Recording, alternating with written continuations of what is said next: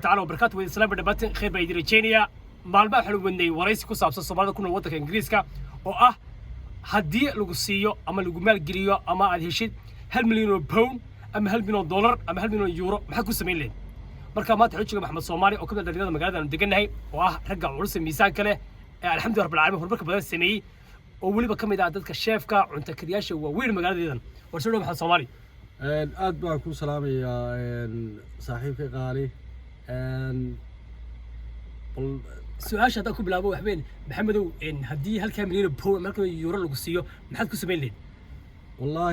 هل كمليون بون هدي عن هلا ما أنت بس هذا بلارن واليوم مع الصومالي عن كرو قاضو أيوك سوي الله ولكن أنت مركب إندي مقالة أنا مدقني مقالة أنا مدقني مركب إندي شانس ككلي مككب بنان شانس بس بدنوع بناي لكن تا aan isleeyahay anigu maanta ku haboontood qaban karaysaa waa taa maadaama last 6 yearskii u dambeeyay aan Indian waliba cuntooyinka hindida chef aan ahaa xiisana ugu dambeeyay cunto kariye waliba Indian chef aan ahaa hindida dabadeed markaan isku barbar dhigay cuntadii hindida iyo teeni 100 darajo waxa kor u sarreeyay cuntada Soomaalida haddana dadkan hindidii waxay ka dhaadhiciyeen dadkan cadaanka in magaalada ugu nimid cuntadoodu inay heer saratay ودلودو aad bay biisuyin kaana markaa waxa keentay inaga daciifnimo xageena iyo hoos u dhac Soomaalida magaalada degana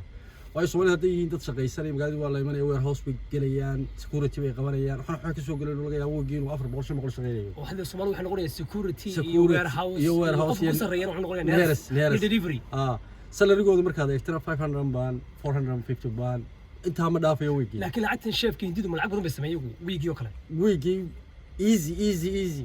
15,000 baan 13,000 baan soo يقعد امسا 15,000 baan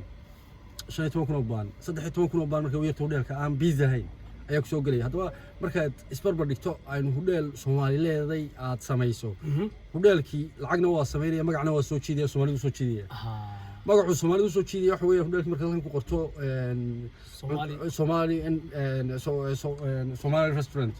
aan ku qorto cuntooyinkii Soomaalida ka sheekeynayso oo dadkiina cuntooyinkii aad samayso manuelkii aad samaysay halkan ku qorto kalaankal haafeyn suqaar aad cuntooyinkii Soomaalida ahay nooc walba aad samayso tastiday leeyihiin dadka leeyihiin marka ugu dambeyn maxamed marka iibinaysa cuntada Soomaaliya noqoto inta sayniga cunto in magac loo bixiyo noqoto kalaakalkii cambuuladii digirtii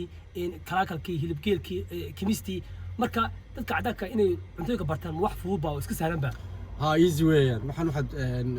Google ka wada gelinaysaa adigu ma garatay Just Eat ka Deliveroo Uber ka wada gelinaysaa dadkii dabada halkaas ka akhrisanayaan cuntada iyo waxaad ku dartay iyo walba ku dhex jira